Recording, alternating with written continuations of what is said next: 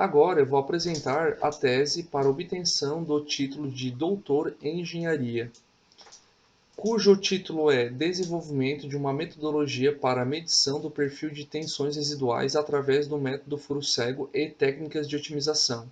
O meu nome é Fábio Juncos Correia e o meu orientador é o professor Dr. Juscelio Tomás Pereira. Essa apresentação é dividida em introdução, revisão bibliográfica, metodologia proposta, materiais e métodos, resultados e discussões e, por último, considerações finais. Introdução. As tensões residuais são classificadas como aquelas que estão presentes dentro de um corpo mesmo com a inexistência de carregamentos externos. Elas podem estar presentes em tubulações, em estruturas metálicas ou em outros componentes mecânicos, sendo que essas tensões residuais podem comprometer a resistência mecânica dos componentes, e isso torna relevante o seu estudo. Essas tensões, elas podem ser geradas principalmente por processos de fabricação, como mostrado nessas imagens. Como desvantagens, essas tensões residuais, dependendo de como elas estiverem atuando, elas podem acabar gerando trincas internas e com isso causar a falha de um componente mecânico, o que não é desejável. Por isso que é muito importante estudar o seu comportamento. Por outro lado, as tensões residuais compressivas, elas podem melhorar a resistência mecânica superficial em um determinado componente, né?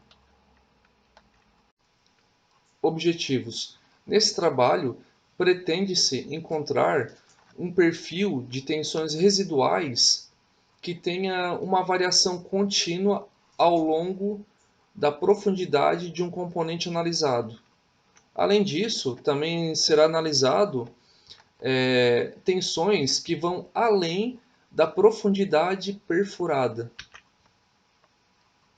Com a utilização de algoritmos genéticos e programação não linear, vai ser minimizada uma função erro e com isso vai ser encontrado fatores os quais serão utilizados para traçar essas curvas que correspondem ao perfil de tensões residuais.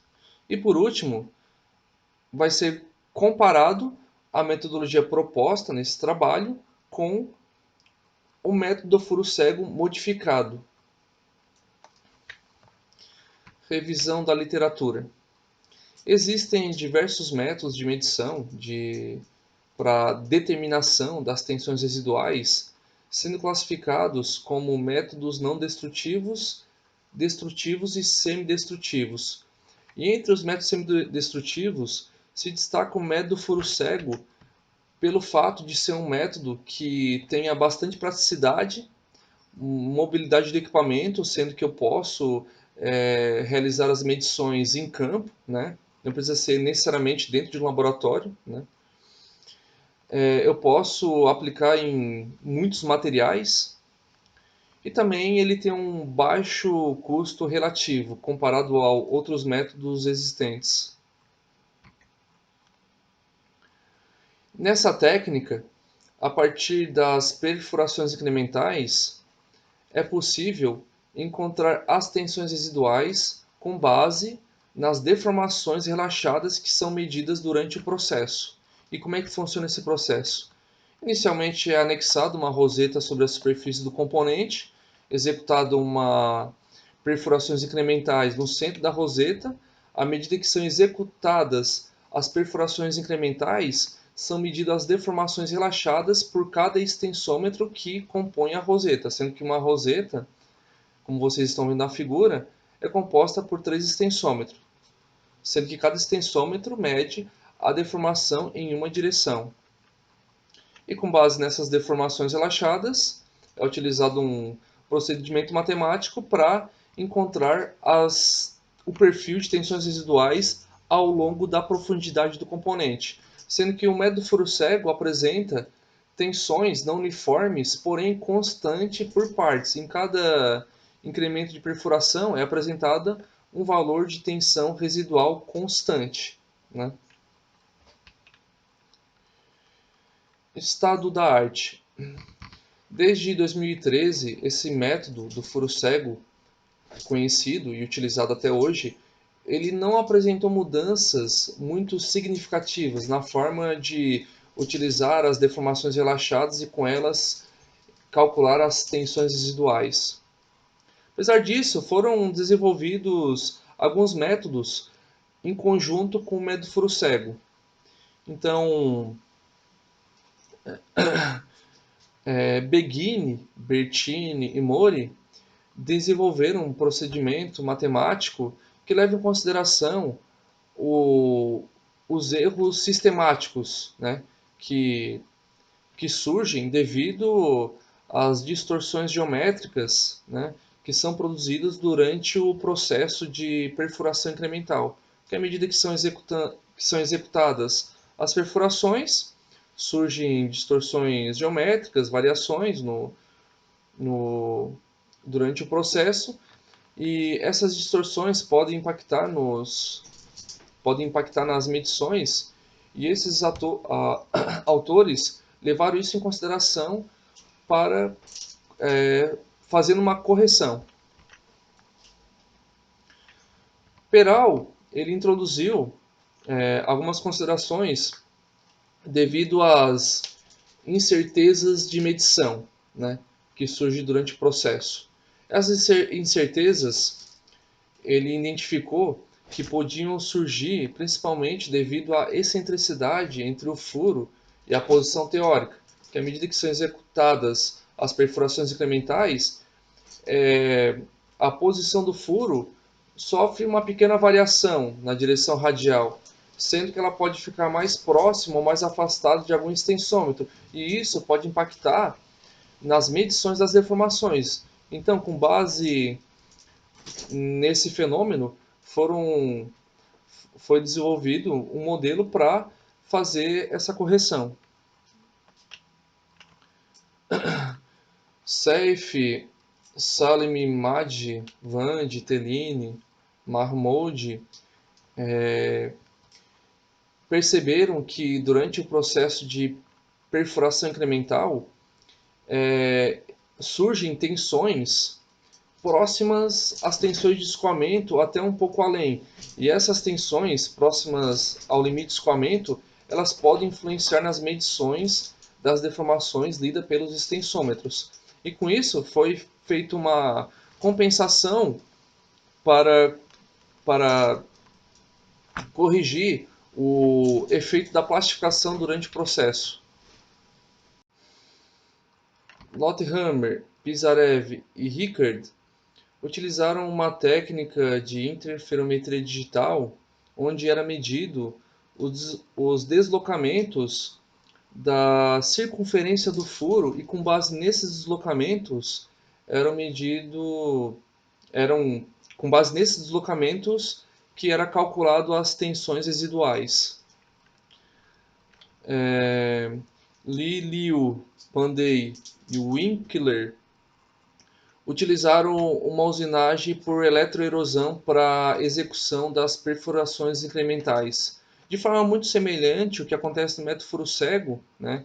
Utilizando rosetas também compostas por extensômetros para medir as deformações relaxadas, porém ao invés de uma fresa para a realização da perfuração, foi utilizada a usinagem por eletroerosão.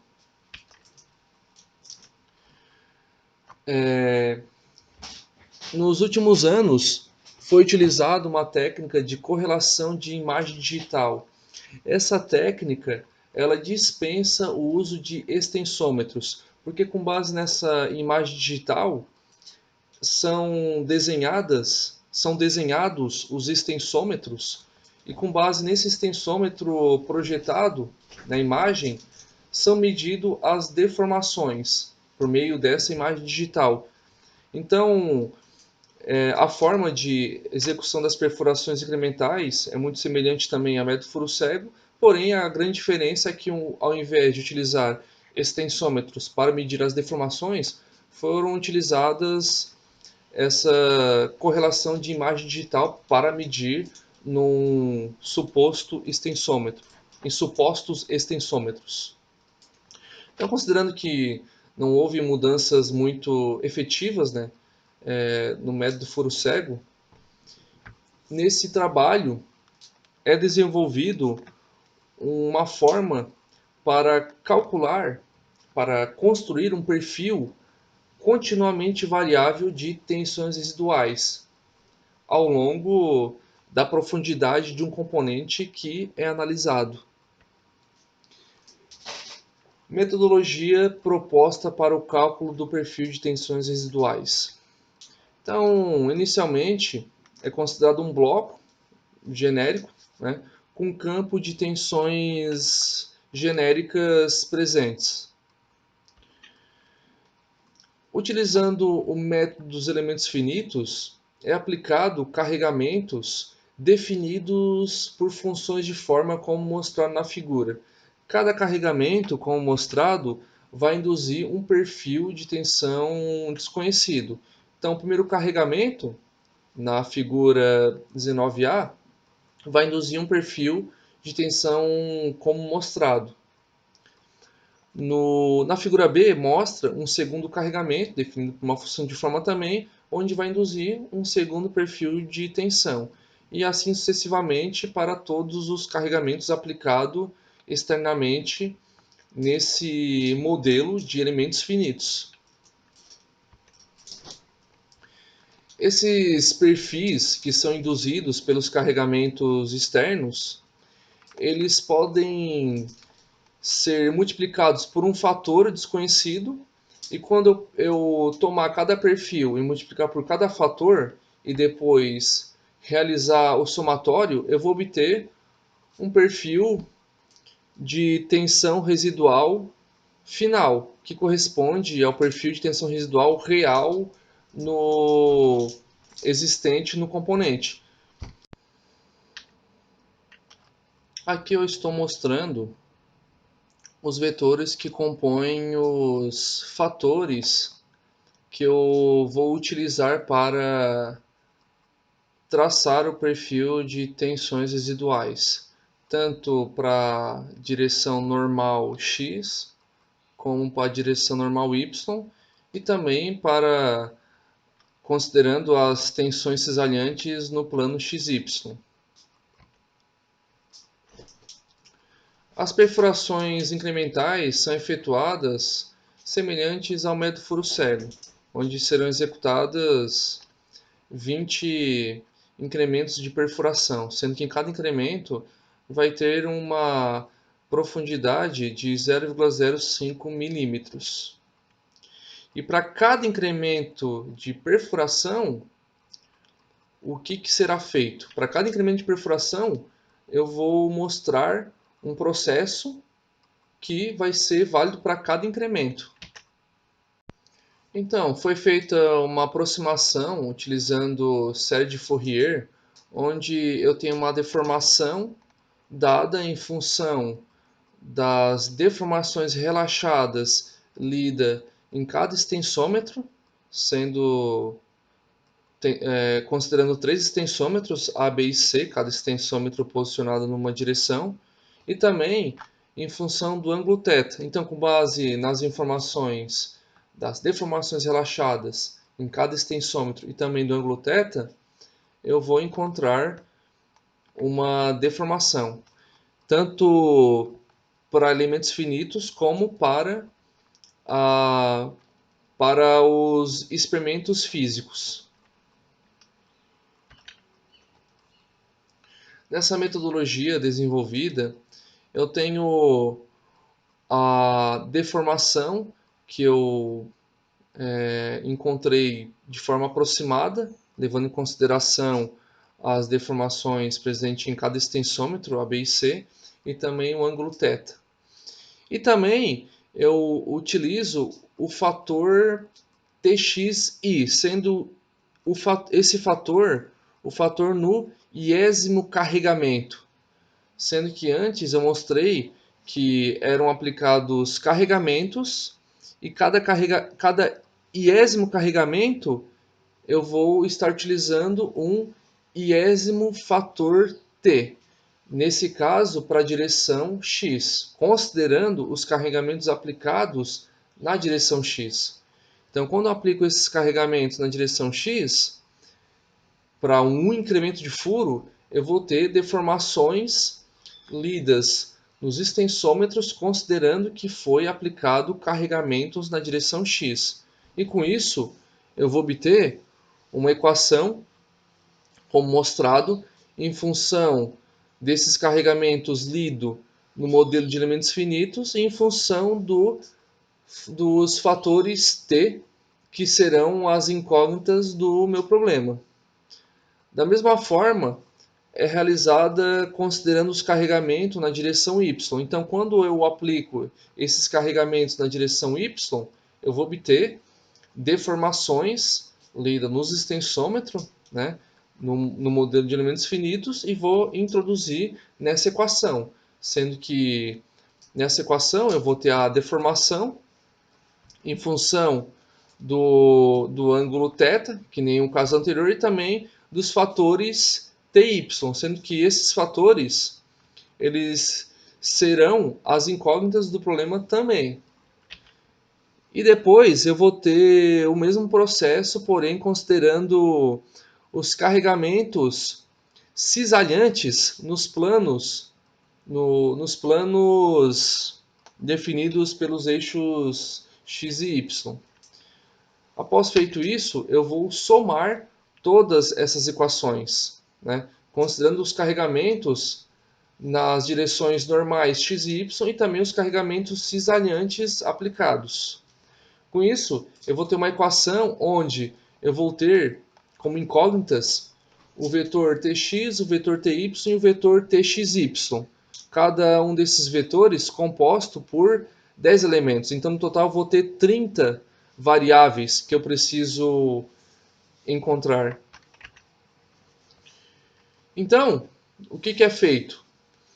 Eu vou pegar aquela equação, né, chamar θ de 0 graus e aproximar da deformação lida no extensômetro A. Depois eu vou pegar aquela equação novamente, chamar o θ de 315 graus e aproximar da deformação lida no extensômetro B. E por último, o mesmo para o extensômetro C, né? Com isso, eu vou ter uma função de um problema de otimização, né? Sendo que essa função eu estou chamando de função erro, onde eu pretendo minimizar essa função para encontrar o vetor TD, sendo que o vetor TD é composto pelos fatores que eu vou utilizar para traçar os perfis de tensões residuais. Então, feito isso, eu vou somar essa função, né, considerando todos os incrementos de furo. Então, essa função é válida para o incremento de furo J. E eu vou realizar o somatório para todos os incrementos de perfuração. E com isso, após minimizar essa função pelo método de otimização, eu vou encontrar o meu vetor TD, que eu vou utilizar para encontrar os perfis de tensões residuais. Então, após encontrar o vetor TD, eu volto para essa ocasião, onde com os perfis de tensões encontrados no modelo de elementos finitos, eu vou multiplicar pelos fatores T para traçar os perfis de tensões residuais. Materiais e métodos.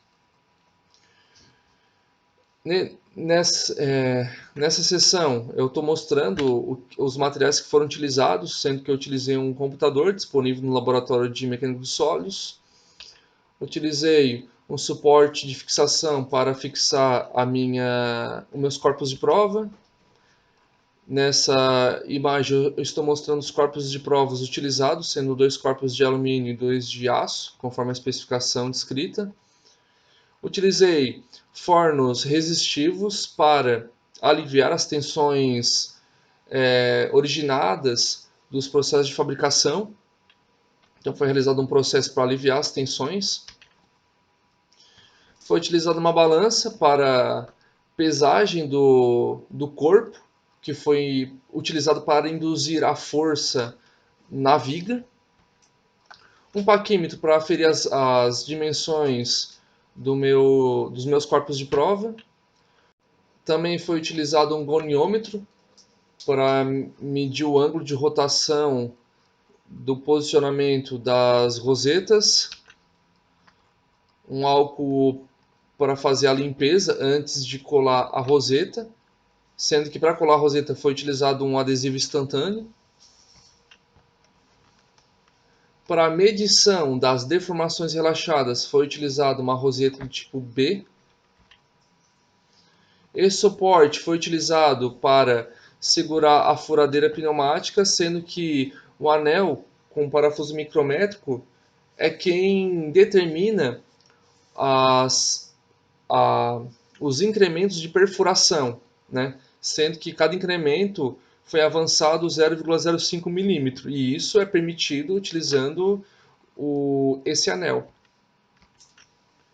Para centrar a fresa no centro, conforme mostrado na figura, foi utilizado essa lupa.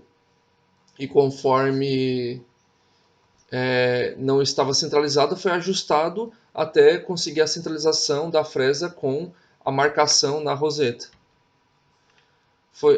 Essa furadeira pneumática foi utilizada para a execução das perfurações incrementais, sendo que essa furadeira trabalha em alta rotação e baixo torque, que inclusive o baixo torque dificultou os últimos incrementos de perfuração.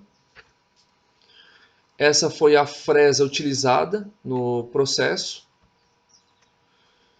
Esse sistema de aquisição de dados foi utilizado para transferir os dados de deformações para o software, sendo que esse software monitorou os valores das deformações relaxadas lidas pelos extensômetros. Essa imagem está mostrando todo o conjunto que foi utilizado durante o processo, né, onde está sendo mostrado o corpo de prova, o peso que induziu a flexão da viga e o posicionamento da furadeira para a execução das perfurações incrementais. Métodos. Foi construído um suporte para fixar o corpo de prova. E nesse corpo de prova foi alocado um olhar onde é aplicado uma força P, com o objetivo de induzir um perfil de tensão conhecido. Nessa imagem, eu estou mostrando os pontos de fixação, onde são alocados parafusos para fixar o corpo de prova no fixador, e as duas linhas onde são posicionadas as rosetas, sendo que as rosetas ficam distantes em 225 mm ou 250 mm do ponto de aplicação da força. Essas rosetas são posicionadas com uma rotação de 15 graus em relação ao eixo X, conforme mostrado da figura A para a figura B, sendo que a figura A seria uma posição onde o eixo X, que corresponde ao eixo do comprimento da viga, está na mesma direção do extensômetro A.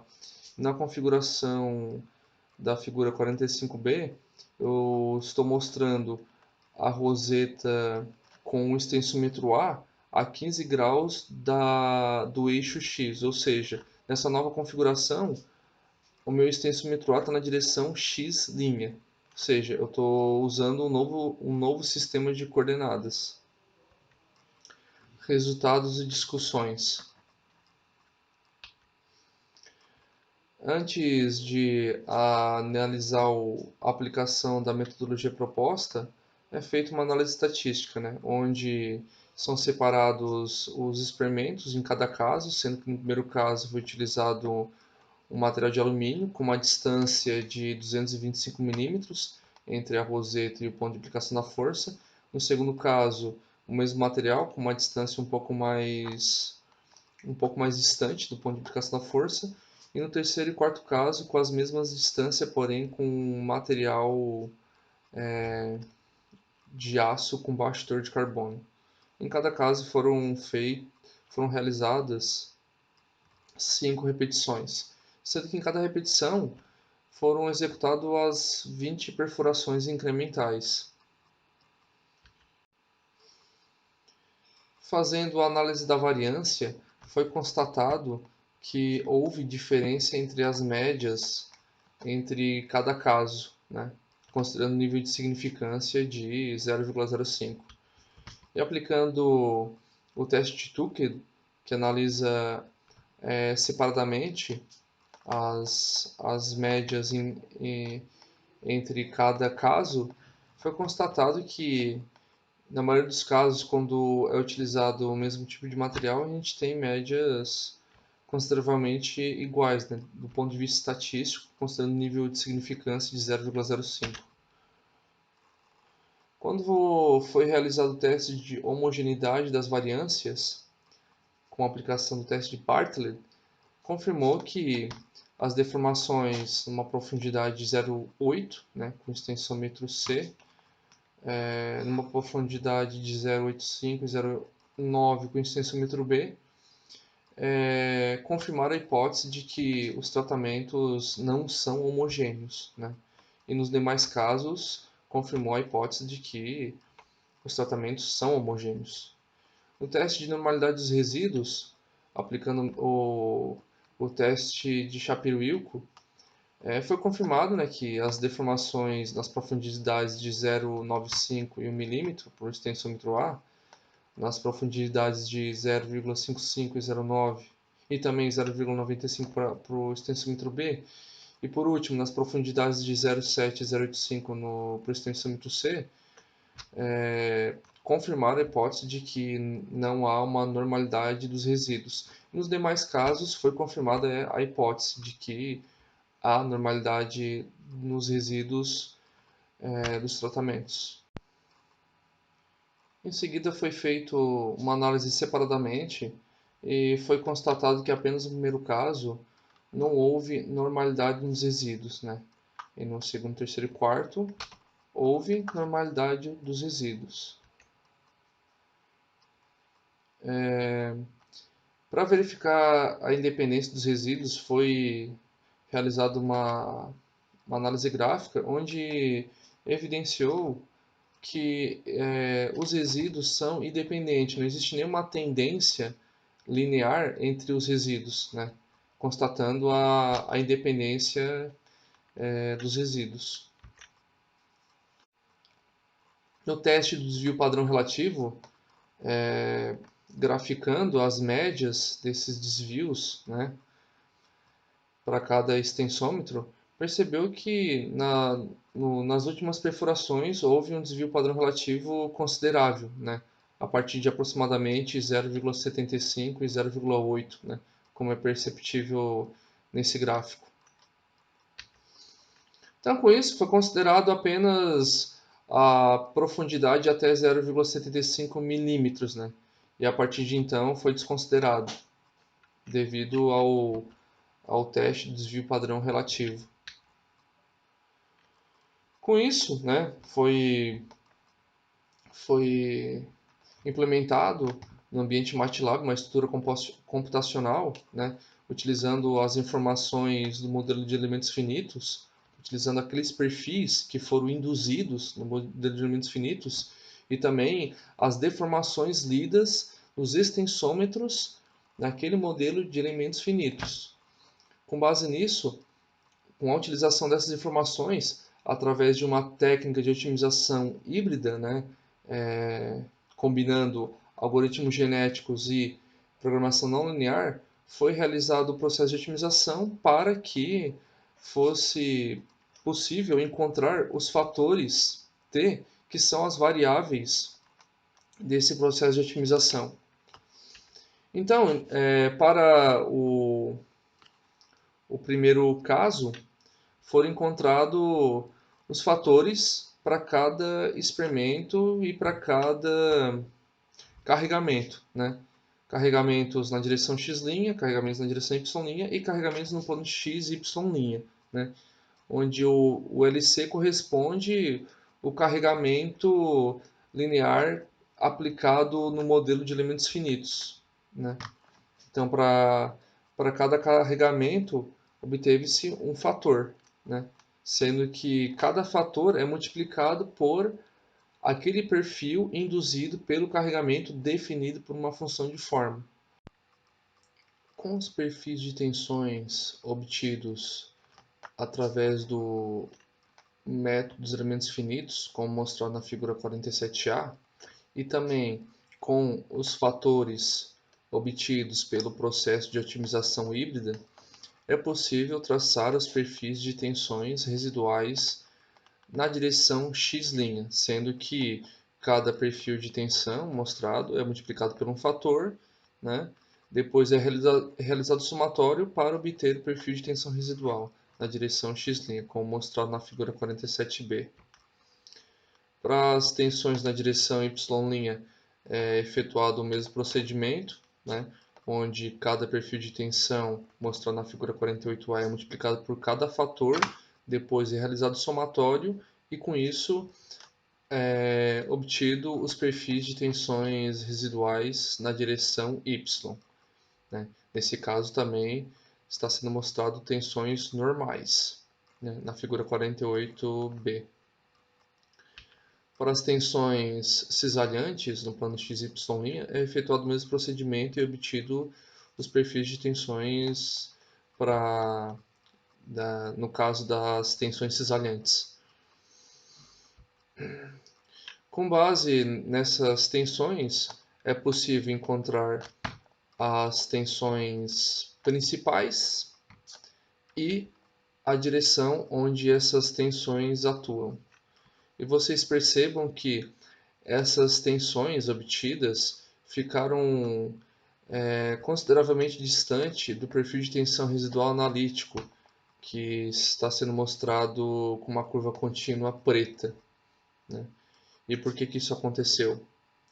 Pelo fato como as deformações relaxadas, no primeiro caso, apresentaram um desvio padrão relativo muito alto, isso impactou em curvas não tão próximas do perfil de tensão residual analítico, né? Então, com isso, houve essa diferença considerável. E também nas direções dessas tensões principais, né? Ficaram bem distantes do valor analítico, que está em preto. Para o caso 2, foram obtidos os fatores através do processo de otimização híbrida, e esses fatores foram utilizados para multiplicar pelos perfis de tensões obtidos pelos elementos finitos, e com isso possibilitar a construção das curvas correspondentes às tensões normais na direção x', como mostrado na figura 52b. O mesmo processo foi feito para as tensões normais na direção y', como mostrado na figura 53b, e também para as tensões cisalhantes. Com isso foram obtidos o perfil de tensão residual contínuo, considerando as tensões principais, né? E também as suas direções, né? Então percebam que nesse caso houve uma proximidade entre os perfis de tensões obtidos, os perfis de tensões residuais máximas obtidos e também as direções onde elas atuam. Lembrando que, como a roseta foi girada a 15 graus, a direção da tensão principal estaria a 15 graus da direção x', correspondente à direção do comprimento da viga. No terceiro caso, foi realizado o mesmo procedimento, encontrando os fatores e depois traçando as curvas das tensões residuais normais na direção x', tensões normais na direção y' e também as tensões cisalhantes. E, e com isso foram encontradas as tensões principais e a direção onde elas atuam. Então percebam que nesse caso as tensões principais máximas ficaram bem próximas das tensões analíticas, né? E a direção onde elas atuam também. E no quarto caso, novamente, foi obtido os fatores, os perfis de tensões via MEF, e com isso traçado as tensões normais na direção x', as tensões normais na direção y' e as tensões cesariantes. E com isso, encontrado as tensões principais e também a direção onde elas atuam. E nesse caso também houve uma proximidade razoável entre as tensões principais máximas e o perfil analítico que está em preto. E também as direções referente às tensões máximas. Depois disso, com o objetivo de comparar o método do furo cego com a metodologia proposta nesse trabalho, foi realizado, foi aplicado o conceito de raiz do erro quadrático médico para selecionar apenas um experimento e com isso comparar com o método furo cego. Então percebe-se que no segundo caso, o segundo experimento obteve um valor menor e no terceiro e no quarto caso, o quinto experimento obteve um valor menor, que foi o selecionado para fazer essa comparação, né? Então, esse critério é adotado, né, justamente para selecionar o experimento que vai ser utilizado para comparação, né, comparado com o método furo cego modificado, né, onde esse método furo cego ele é combinado com a regularização de Tikhonov e também o método de correção devido à plasticidade. No caso 2, eu estou mostrando a curva obtida com a metodologia proposta em azul, a curva analítica em preto e o método furo cego em verde, né, para o segundo caso, e as suas direções. Então percebam que o diferencial dessa metodologia proposta referente ao método furo cego é justamente o fato de eu conseguir traçar um perfil de tensão residual contínuo ao longo da profundidade. E além disso, percebe-se que no método furo cego eu consegui traçar um perfil de tensões até uma profundidade de 0,75 milímetro, que foi a profundidade máxima perfurada, enquanto que com a metodologia proposta foi possível fazer uma aproximação alcançando um perfil de tensão residual que vai além da profundidade perfurada. Nesse caso, eu aproximei para uma profundidade correspondente ao dobro da profundidade perfurada, sendo que a profundidade perfurada máxima foi de 0,75 milímetro e a profundidade, a limite que eu tracei o perfil de tensão residual foi até 1,5 milímetro, como mostrado nessa figura, né? Então, esse perfil ele tem uma variação contínua ao longo da profundidade, né?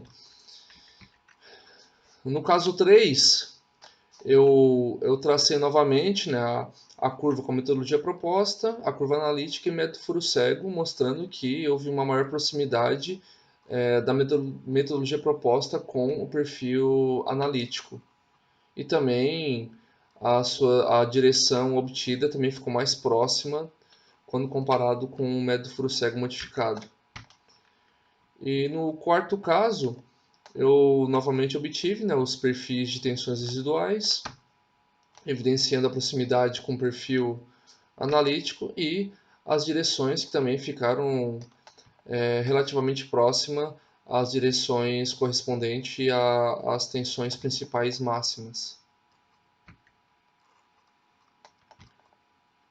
Então, por que que houve diferenças entre o perfil de tensão residual obtido pela metodologia proposta e o perfil analítico? Então, aqui foram levantadas algumas hipóteses que justificam o porquê desse distanciamento entre o perfil analítico e o perfil de tensão residual com base na metodologia proposta. A temperatura influencia um pouco. Teve a questão do deslocamento da broca durante as perfurações, porque o, a broca era fixada pelo mandril e esse mandril ficava preso por parafusos prisioneiros. E a rosca desse parafuso estava um pouco danificada e com o tempo havia um deslocamento na direção radial e, necessitando o aperto desses parafusos. Então isso acabou influenciando um pouco os resultados. O desgaste da ponta da broca também, né, ao longo da perfuração. O manuseio do tambor graduado micrométrico, né, porque aquele tambor micrométrico que é utilizado para avançar as perfurações incrementais, ele é utilizado de forma manual, né, o que pode impactar em alguns pequenos erros. As propriedades dos materiais, né, que não são tão exatas, né, como a catalogada. Defeitos micrométricos internos do material. O posicionamento da roseta colada com adesivo instantâneo, porque no momento que eu colava a roseta sobre a superfície, poderia acontecer um pequeno deslocamento, né? A própria sensibilidade dos extensômetros, né, usado para medir essas deformações, né? Vibrações durante o processo, que também acabavam influenciando, e os resíduos presentes devido à condução elétrica, né, entre a, os extensômetros e o cabo de condução que conduzia os sinais até o sistema de aquisição de dados. Considerações finais. Então, o perfil encontrado foi apresentado até uma profundidade além daquela perfurada, né, equivalente a 1,5 milímetro, como mostrado. Foi apresentada uma precisão dessas tensões residuais máximas, ficando muito próximas do perfil de tensões analíticas mostrado, sendo que o perfil de tensões analíticos eram conhecidos pelo fato de conhecer as dimensões do corpo de prova e da força aplicada num determinado ponto, como mostrado. E essas curvas elas apresentaram uma variação contínua, diferentemente do método Fluseg modificado, onde eu tenho diferentes valores em cada camada, né, podendo apresentar uma variação brusca, né. Então, essa metodologia ela se diferencia justamente por ter essa variação contínua ao longo da profundidade.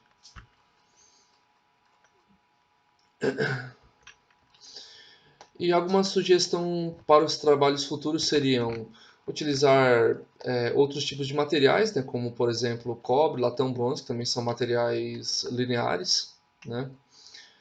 Avançar a metodologia para materiais anisotrópicos,